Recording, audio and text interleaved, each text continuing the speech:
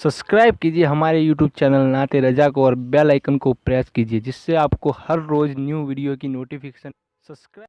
तो मेरे प्यारे आका सल्लल्लाहु अलैहि वसल्लम के प्यारे दीवानों, जो मुर्तज नाम के घोड़े पर इमाम अली मकाम जलवगर थे, तो चूंकि वो रसूलुल्लाह सल्लल्लाहु अलैहि वसल्लम का घोड़ा था, जब इमाम पाक शहीद हो गए तो घोड़े पर भी बहुत सारे तीर लगे हुए थे। इमाम अली मकाम के मुतालिक आपने सुना है कि जब इमाम पाक की शहादत हो गई तो शहादत के बाद इमाम अली मकाम का सर तने अक़दस से जुदा कर दिया गया। इमाम का सर तने अक़दस से जब जुदा हो गया तो तने अक़दस से जुदा होने के बाद इमाम अली मकाम के ऊपर के कपड़े जालिमों ने उतार लिए और उतारने के बाद इमाम अली मकाम के वजूद नास को उन्होंने घोड़ों की टापों से कुचलना शुरू किया। उस वक्त वो घोड़ा बेकरारी के साथ चक्कर लगाता रहा और चक्कर लगाते हुए वो लाशों को सूंघता रहा। ये हयातुल खिफा का मुसन्निफ लिखता है, ये रिवायत में आज इसलिए पढ़ना चाहता हूं ताकि सुनियो तुम्हें पता चले कि जानवर को भी हुसैन से कितनी मोहब्बत है। मौला हुसैन पाक से जानवर भी कितनी मोहब्बत करता है। वो घोड़ा जो है वो इधर उधर चक्कर लगाता रहा और जब कुचल दिया गया इमाम पाक अला जद्दी वाले सलाम को, तो इमाम पाक का घोड़ा लाशों को सूंघता रहा और सूंघते सूंघते कटे हुए जिस्म हुसैन पर वो आया और आने के बाद उसने इमाम अली मकाम के खून से अपनी पेशानी को रगड़ना शुरू किया और अपने चेहरे को उसने खून में मला। तो जिस वक्त अमर बिन साद और शिमर बदनिहा की नजर पड़ी घोड़े पर और घोड़े को अकीदत का ये इजहार करते हुए उसने देखा, जिसको देखना है हयातुल खिफा उठा करके देखे, मफहूम यही होगा उसका, अल्फाज अगरचे दूसरे हों। मेरे आका अलैहि सलाम के दीवानों, जब उसने खून अपने चेहरे पे मलना शुरू किया इमाम पाक का, तो शिमर ने और अमर बिन साद ने जो है कहा इसको पकड़ करके लाओ। तो जिस वक्त यजीदी उसको पकड़ने के लिए आए तो उसने लोगों को काटना शुरू किया। तकरीबन 26 यजीदियों को उसने कत्ल किया, काट काट करके अपनी टापों से 26 यजीदियों को कत्ल किया। घोड़े सामने लाए गए तो 9 घोड़ों को उसने मार डाला। ये इमाम पाक का घोड़ा था जो रसूलुल्लाह से इमाम पाक को मिला था, इमाम पाक का वो घोड़ा। उसके बाद फिर जो है जब वो इतने लोगों का कत्ल और 9 लोग घोड़ों का कत्ल जब देखा अमर साद ने, तो उसने कहा छोड़ दो जरा, देखो ये करता क्या है। तो फिर वो गया और इमाम पाक के जिस्म को सूंघ कर जो है वो चूमने लगा और उसके बाद फिर मजीद अपने सर को खून में डुबोया और डुबोने के बाद फिर जो है वो रोते हुए खैमे की तरफ आया। और जब खैमे की तरफ आया तो तब बीबियों को पता चला कि इमाम अली मकाम शहीद हो गए, क्योंकि जहां खैमे थे, खैमों से मैदान जो करबला का था वो काफी दूर था। बहुत आसानी के साथ खैमे में खड़े होकर के वो जंग का मंजर नजर नहीं आता था। खैमे से बाहर निकलने पर तो नजर आता था, लेकिन खैमे के अंदर से जंग का मंजर नजर नहीं आ सकता था। और बीबियां जो थी वो खैमे के अंदर थी, तो अभी तक के बीबियों को इत्तला नहीं थी कि उनका सुहाग गुजर गया। ज़ैनब को इत्तला नहीं थी कि उनका भाई जाम शहादत नोश फरमा चुका। सकीना को इत्तला नहीं थी कि वो यतीम हो चुकी है। अल्लाह अकबर, सबका सहारा देने वाला आज दुनिया से कूच कर गया है, पता नहीं था। जिस वक्त वो घोड़ा आया और पुष्ट घोड़े की पुष्ट को जब बीबियों ने खाली देखा, तो खाली देखने के बाद ज़ैनब ने घोड़े से कहा, ज़ैनब ने घोड़े से पूछा तू अकेला आया है, मेरे भैया को कहां छोड़ा है? सकीना ने कहा तू अकेला आया है, मेरे बाबा को कहां छोड़ा है? बीबियों ने कहा तू अकेला आया है, हमारा सुहाग कहां छोड़ाया? तो उसने हिनहिनाना शुरू किया। मौरखीन लिखते हैं, सुन्नी उलमा लिखते हैं कि जब उसने हिनहिनाना शुरू किया तो उस घोड़े की हिनहिनाहट से पूरा मैदान करबला गूंज गया। गोया कि वो घोड़ा रो रहा है गमे हुसैन में, इमाम पाक के गम में रो रहा है वो घोड़ा। और जब वो हिनहिनाता रहा और बीबियों ने भी रोना शुरू किया, तो फिर बीबियों का रोना उससे नहीं देखा गया। फिर वो दौड़ते हुए वहां से निकला और निकलने के बाद उसने फुरात में छलांग लगाई और अपनी जान जाने आफरी के हवाले कर दी। यानी कि उसने ये बताया कि जब मेरा इमाम मौजूद न रहा تو اب میں موجود رہ کر کے کیا کر سکتا ہوں؟ گویا کہ وہ گھوڑے نے بھی جو ہے زندگی اپنی ختم کر دی امام پاک کی محبت میں۔ یہ امام پاک سے محبت ہے، جانور کو جس پر امام پاک سوار ہوتے تھے، امام پاک جس پر بیٹھتے تھے۔ اس کے بعد میدان کربلا، پھر کربلا ہے، کربلا کی تپتی ہوئی ریت ہے، امام پاک کی شہادت ہوئی۔ شہادت امام پاک کے بعد سورج کو گہن لگ گیا۔ گویا کہ سورج کو گہن کیا لگنا تھا، یہ امام بہقی نے لکھا ہے، امام ابو نعیم نے لکھا ہے، اور اہل سنت کے معتمد اور معتبر مورخین خاتم الحفاظ حضرت علامہ جلال الدین سیوطی نے لکھا ہے، ابن تیمیہ کا شاگرد حافظ ابن کثیر لکھتا ہے کہ سورج کو گہن لگ گیا اور دن میں تارے نظر آنے لگے اور خون کی برسات ہونے لگی۔ لوگ کہتے ہیں آخر کربلا کو اتنے اہتمام سے لوگ کیوں بیان کرتے ہیں، لیکن ہم یہ کہتے ہیں کہ چلو ٹھیک ہے، ہمیں پاگل پن آ گیا کہ ہم پاگل ہو گئے، کربلا کو تفصیل سے بیان کرنے بیٹھ گئے، لیکن یہ بھی تو دیکھو کہ شہادت حسین پہ قدرت نے کیا کیا، امام پاک کی شہادت پہ قدرت نے کیا کیا۔ 7 دن تک کے خون کی برسات ہوتی رہی۔ مجھے بتاؤ اس سے پہلے بھی کسی کی شہادت پر کیا خون کی برسات ہوئی ہے؟ امام بہقی یہ محدث ہے، یہ صرف مورخ نہیں، یہ محدث ہے۔ امام ابو نعیم یہ وہ ذات ہے جس کا حوالہ بار بار فتاوی رضویہ میں امام اہل سنت دیتے ہیں۔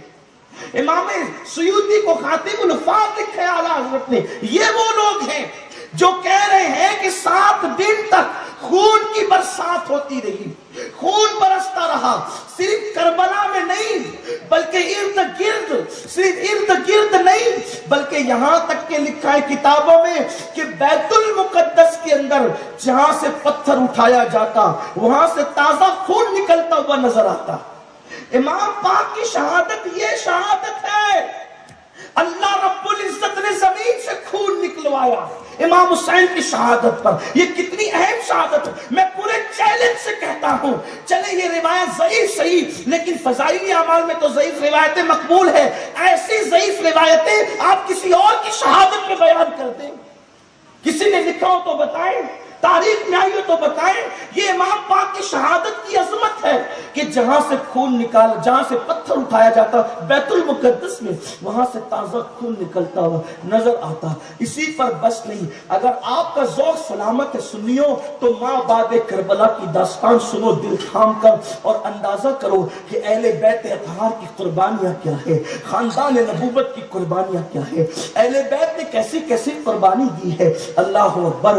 دراصل بات یہ ہے قربانی اہل بیت کو اس لیے مشکوک کیا جاتا ہے روایات پر اٹیک کر کے کہ تمہیں پتہ نہ چل سکے کہ دین کے لیے خاندان نبوت کی قربانی کی شان کی ہے۔ اللہ اکبر۔ میرے آقا صلی اللہ علیہ وسلم کے دیوانوں، اسی پر بس نہیں، اللہ اللہ کہ وہاں تو یہ حالت ہے کہ اس دن جس دن امام کی شہادت ہوئی، جس کسی نے غازہ ملا اپنے چہرے پر، آج کل جیسے لوگ خوبصورتی کے لیے کریم لگاتے ہیں چہرے پر، اس دور میں غازہ ہوا کرتا تھا، لوگ خوبصورتی کے لیے چہرے پہ غازہ ملتے تھے جس کو غازہ حسن کہتے تھے، یعنی عاشورہ کے دن، اس دن جس نے چہرے پر جو ہے غازہ لگایا، غازہ لگانے کی وجہ سے اس کا چہرہ جل کر کالا ہو گیا، اور وہ جو خون کی برسات ہوئی تھی، وہ جس کپڑے پر خون پڑا تو کپڑے پھٹتے پھٹ گئے، لیکن جو ہے وہ خون کا اثر ختم نہ ہوا، پورے بادل لال لال ہو گئے،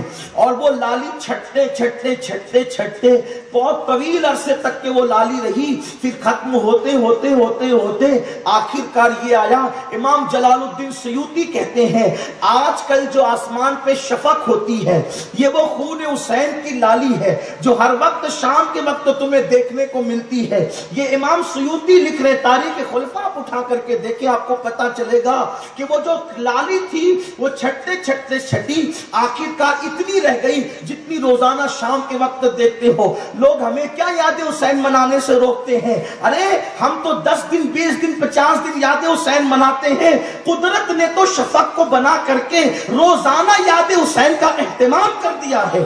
کوئی یاد حسین حسین کی کرے نہ کرے، یہ شفق روزانہ آسمان پر آتی ہے، خون حسین کی سرخی کو یاد دلاتی ہے۔ میرے آقا صلی اللہ علیہ وسلم کے دیوانوں، یہ سیوطی تو شیعہ نہیں ہے، یہ سیوطی تو رافضی نہیں ہے، یہ تو خاتم الحفاظ ہے، یہ تو معتبر مورخ ہے۔ وہ کہتے ہیں اللہ اکبر۔ آئیے مشکات کی طرف چلتے ہیں۔ صاحب مشکات لکھتے ہیں اس دن رسول پاک کی کیفیت کیا تھی، اس دن رسول اللہ صلی اللہ علیہ وسلم کا حال کیا تھا، اس دن آقا کریم صلی اللہ علیہ وسلم کی کیفیت کیا تھی۔ دو روایتیں ملتی ہے، ایک تو حضرت ام سلمہ سے، ایک تو حضرت عبداللہ ابن عباس سے۔ حبر الامہ سیدنا عبداللہ ابن عباس کہتے ہیں کہ میں جمعہ کے دن، عاشوراء کی تاریخ تھی 10 محرم، سو رہا تھا دوپہر کے وقت، تو اس وقت میں نے کیا دیکھا کہ اللہ کے حبیب صلی اللہ علیہ وآلہ وسلم کی زلفیں بکھری ہوئی ہے اور لباس سے اقدس پر خون کے چھینٹے ہیں، اور آقا کریم رو رہے ہیں، اور حضور علیہ السلام کے ہاتھ میں خون کی بوتل ہے جس میں خون بھرا ہوا ہے۔ میں نے عرض کی یا رسول اللہ، اللہ خیر کرے، اللہ خیر کرے، اللہ آپ کو غم کا دن نہ دکھائے، میرے کریم آقا، میرے ماں باپ آپ پہ قربان، آج آپ کی زلفیں بکھری ہوئی ہے، چہرے پر جو ہے وہ غبار کے آثار ہے، آنکھوں میں آنسو ہے، لباس پر خون کے دھبے ہیں، آقا کیا بات ہے؟ تو سرکار نے فرمایا اے عبداللہ، آج میرا بیٹا حسین کربلا میں شہید ہو گیا، میں صبح سے لے کر اب تک اس کا اور اس کے ساتھیوں کا خون اس بوتل کے اندر جمع کرتا رہا۔ ابن عباس کہتے ہیں کہ پھر میں نے خواب سے بیدار ہونے کے بعد وہ دن اور تاریخ نوٹ کر لی، اور جب میں نے تحقیق کی تو پتا چلا کہ اسی دن امام حسین شہید ہوئے۔ حضرت ام سلمہ ام المومنین کہتی ہیں کہ مدینہ منورہ کے اندر جنات کے رونوحہ کرنے کی اور جنات کے رونے کی آواز بلند ہوئی عاشوراء کے دن۔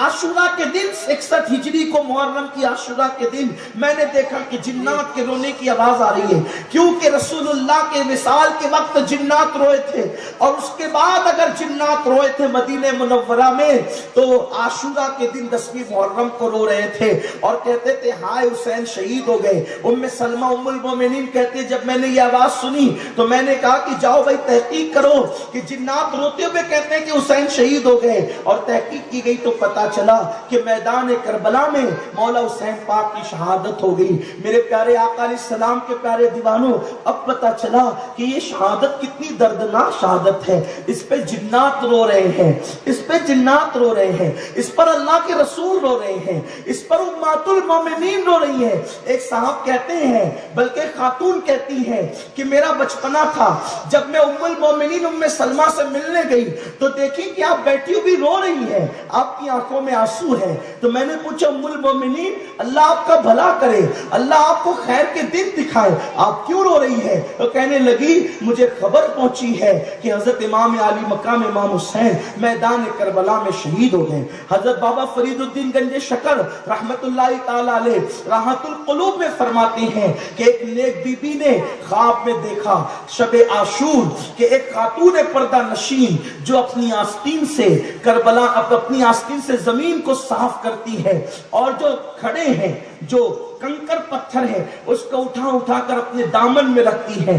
پوچھا اس بی بی نے، ایک بی بی نے، اے خاتون آپ کون ہیں اور آپ یہ زمین کیوں صاف کر رہی ہے اور یہ کنکریاں اٹھا کر آپ اپنے دامن میں کیوں رکھتی ہے؟ تو اس بی بی نے کہا کہ اے نیک خاتون، میں رسول اللہ کی بیٹی فاطمہ بنت محمد ہوں، اور یہ کربلا کی زمین ہے، آج 10ویں محرم کی شب ہے، شب عاشور ہے، اور کل صبح کو میرا بیٹا کربلا کی اسی زمین پر شہید ہوگا، تو یہ یہیں پہ گرے گا، تو میں اس کے گرنے سے پہلے یہاں سے کنکر اٹھا رہی ہوں تاکہ میرا بیٹا جب زمین پہ گرے تو اس کو کوئی کنکر نہ چپ جائے۔ اللہ اکبر، یہ امام پاک کی شہادت کا اہتمام ہے۔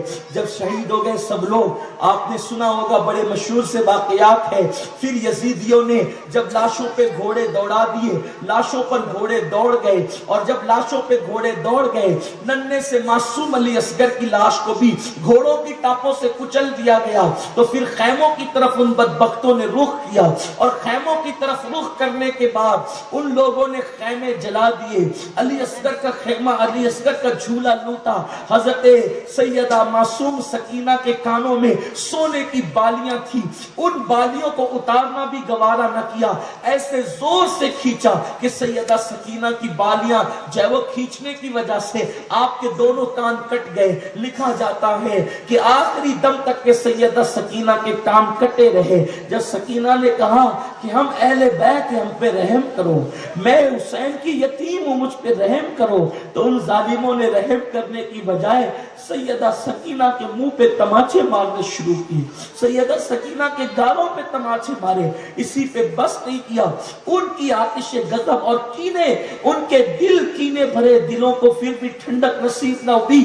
انہوں نے گہن دیکھنے کے بعد بھی، دن میں تارے چمکتے دیکھنے کے بعد بھی، دن میں رات کا سما دیکھنے کے بعد بھی ان کے دلوں پر ایسی مہر لگ گئی تھی، ان کے دل اتنے سخت ہو گئے تھے، ان بدبختوں کے دل سور سے زیادہ سخت ہو گئے تھے، پتھر سے زیادہ سخت ہو گئے تھے، بندروں سے زیادہ سخت ہو گئے تھے، بھیڑیوں سے زیادہ سخت ہو گئے تھے. انہوں نے اسی پہ بس نہیں کیا، بلکہ ان شہزادیوں کے سروں پر جو چادریں تھی ان چادروں کو بھی چھیننا شروع کیا، جن کے گھر میں اجازت کے بغیر جبریل نہیں آتے، جن کے دوپٹوں کو کبھی اجنبی مردوں نے نہیں دیکھا تھا، ان کی چادریں چھینی. اور جب چادریں چھین لی گئی، بی بی زینب نے کہا ظالموں، آخرکار نبی کی بیٹیوں کی چادریں چھینتے ہو. ان کے دل پر ان باتوں نے کوئی اثر نہ کیا. آخرکار جو ہے وہ پھر شام آنے لگی. اسی شام کو تاریخ میں شام غریبہ کہتے ہیں، اور یہ شام غریبہ اتنی دردناک ہے. بیویاں کھلے آسمان کے نیچے پڑی ہوئی ہیں، بیویاں کھلے آسمان کے نیچے پڑی ہوئی ہیں، اور اللہ اکبر، ظالم یزیدی جو ہے وہ دھوم دھام اپنے خیموں میں کر رہے، شراب پی رہے ہیں اور خوشی کا جشن منا رہے، فتح کا جشن منا رہے ہیں. آج وہ خوش ہیں. اور شام غریبہ میں ایک بیمار زین العابدین ہے جو بے ہوش ہے، سکینہ کا بھی کوئی ہوش نہیں ہے. اللہ اکبر. میرے آقا صلی اللہ علیہ وآلہ وسلم کے دیوانوں، ایسے میں یا تو فرات کی لہروں کی آواز آ رہی ہے، یا پھر جو ہے درندوں کے دہاڑنے کی آواز آ رہی ہے. سیدہ زینب کو خیال آتا ہے، سیدہ زینب کو خیال آتا ہے لاشیں کچل دی گئی ہیں، معصوم علی اصغر کا لاشا بھی کچلا ہوا پڑا ہے، چلو چل کر کے پہرا دیتے ہیں، کہیں ایسا نہ ہو کہ کوئی درندہ کسی لاش کو اٹھا کر لے جائے، یا کوئی بندہ کوئی شخص لاش کو اٹھا کر لے جائے، مزید بے حرمتی کرے. علی کی بیٹی نے اس وقت سوچا کہ لاشوں پہ پہرا دینے کے لیے ہاتھ میں کوئی ڈنڈا تو چاہیے، کوئی ہتھیار تو چاہیے. تو اللہ اللہ، وہ رات سیاہ تھی، تاریک رات تھی. جب ہاتھ ادھر ادھر ٹٹولا تو دیکھا کہ ریت نے پڑا ہوا ایک ٹوٹا سا خنجر سیدہ زینب کے ہاتھ میں آیا. سیدہ زینب نے ٹوٹا ہوا خنجر اٹھایا اور لاش پہ پہرا دینا شروع کیا. اب تک کہ سکینہ بے ہوش پڑی ہوئی تھی، سیدہ سکینہ بے ہوش تھی. سیدہ زینب اٹھی اور لاش پہ پہرا دیتی، ادھر سے آتی ادھر جاتی، ادھر سے آتی ادھر جاتی، ادھر سے آتی ادھر جاتی. اسی میں بہت وقت گزرا تو کیا دیکھا کہ وہ فرات سے جو لہروں کے اٹھنے کی یا فرات کے چلنے کی جو آواز آ رہی تھی، درندوں کے دھاڑنے کی آواز آ رہی تھی، اس آواز میں ایک تیسری آواز اچانک نمودار ہوئی، اور وہ سسکیوں کی آواز تھی. کسی کی سسکیوں کی آواز تھی، اور سسکیوں کی آواز وہاں سے آ رہی تھی جہاں پر لاشیں کچلی ہوئی پڑی ہوئی تھی. سیدہ زینب نے سوچا یہاں تو کچلی ہوئی لاشیں پڑی ہیں، یہاں سے سسکیوں کی آواز کیسے آتی ہے؟ جب آپ آواز پر چلتے ہوئے اندازے سے تشریف لے گئی تو کیا دیکھا؟ ایک ایسا کٹا ہوا لاشا ہے جس کے ہاتھ نہیں ہے. حالانکہ ان تمام لاشوں میں صرف ایک لاشا ایسا تھا جس کے ہاتھ نہیں تھے، وہ جناب عباس کا لاشا تھا. اور عباس کا لاشا اونچے قد اور چوڑے جسم کی وجہ سے پہچان میں آتا تھا، لیکن اور لاشیں کچھ نہیں ہوئی تھی، کچھ نشانیاں تھی جس کی وجہ سے لاشیں پہچانی جاتی تھی. لیکن ایک لاشا ایسا اور تھا ان لاشوں میں کہ جس کے ہاتھ نہیں تھے، اور وہاں پر جو ہے وہ ایک ننھی سی بچی اس لاشے کے سینے پر سر رکھ کر کے روتے یہ کہتی تھی، میرے بابا آج تک تو آپ نے اپنی بیٹی کو اپنے سینے پہ سلایا. اب تیرے سینے کے بغیر تیری بیٹی کو نیند نہیں آتی. میرے بابا آپ مجھے اپنے سینے پہ سونے کا موقع عطا کریں. جب آپ نے دھیان سے دیکھا تو وہ کوئی اور نہیں تھا, وہ حضرت سکینہ تھی جو اس لاشے کو چمٹ کر کے رو رہی تھی. حضرت زینب نے ان کو تو وہاں بے ہوش چھوڑا تھا. پتہ نہیں سکینہ کو کب ہوش آیا اور پھر سیدہ سکینہ لاشے پر آ گئی. اٹھایا, سینے سے لگایا, کہا میری بیٹی تجھے کیسے پتا چلا کہ یہ تیرے بابا حسین کا لاشا ہے؟ تو حضرت سکینہ نے کہا کہ جب میں ہوش میں آئی تو مجھے میرا بابا یاد آیا کہ میرا بابا میدان میں ہے. جب میں میدان میں آئی اور میں نے کٹی پٹی لاشیں دیکھی تو میں پہچان نہ سکی کہ میرے بابا کی لاش کون سی ہے. تو میں نے کہا بابا تم کہاں ہو؟ تیری سکینہ کو آج نیند نہیں آتی. تو اس وقت اسی لاش سے آواز آئی تھی, سکینہ میرا بابا یہاں ہے. تو تب میں نے پہچانا کہ میرا بابا یہاں ہے. حضرت سکینہ کو سینے سے لگا کر حضرت سیدہ زینب جو ہے پھر لے کر کے آئی, بیٹیوں کے سپرد کیا اور ٹوٹا ہوا خنجر لے کر کے جو ہے پھر پہرا دینے لگی. ایک حیرت انگیز بات آپ کو لگتی ہوگی کہ امام حسین کا تو سر کاٹا گیا تھا, امام پاک کا تو سر کاٹا گیا تھا, یہ ہاتھ کیسے چلے گئے تھے, ہاتھ کیسے کٹ گئے تھے؟ ہمارے علماء اور مفکرین نے کہا ہے کہ جس وقت امام حسین کا سر شہید کیا گیا, سر جسم سے کاٹا گیا, تو قدرت نے غیبی طور پر امام حسین کے ہاتھوں کو اٹھا لیا. امام حسین کے ہاتھ خود بخود غائب ہو گئے میدان کربلا سے. کیوں؟ اس لیے کہ لوگوں کو یہ خوف ہو سکتا تھا کہ امام علی مقام کا سر کٹ گیا. جیتے جی امام حسین نے اپنا ہاتھ یزید پلید کے ہاتھ میں نہیں دیا, تو بعد شہادت اگر یزیدی ان ہاتھوں کو کاٹ دے اور کاٹ کر کے امام حسین کی روح کو تکلیف پہنچانے کے لیے وہ ہاتھ لے کر جاتے اور کہتے حسین تو نے جیتے جی تو ہاتھ نہیں دیا, شہادت کے بعد تیرے ہاتھ ہم نے یزید کے ہاتھ میں رکھ دیے, یعنی تیری شکست ہو گئی. حسین نے زندگی میں اپنے ہاتھوں کی حفاظت کی, شہادت کے بعد قدرت نے ان ہاتھوں کو اٹھا لیا کہ جیتے جی تو نے حفاظت کی, شہادت کے بعد ہم نے حفاظت کی, تاکہ تیرے ہاتھ بعد شہادت بھی یزید کے ہاتھ میں نہ جانے پائے. یہ مولا حسین کی شان ہے, میرے مولا کی شان یہ ہے. اسی لیے تو سرکار غریب نواز کہتے ہیں شاہ است حسین, شاہ است حسین, بادشاہ است حسین, دین است حسین, دی پناہ است حسین, سرداد نہ داد دست در دست یزید, حقا کی بنائے لا الہ است حسین.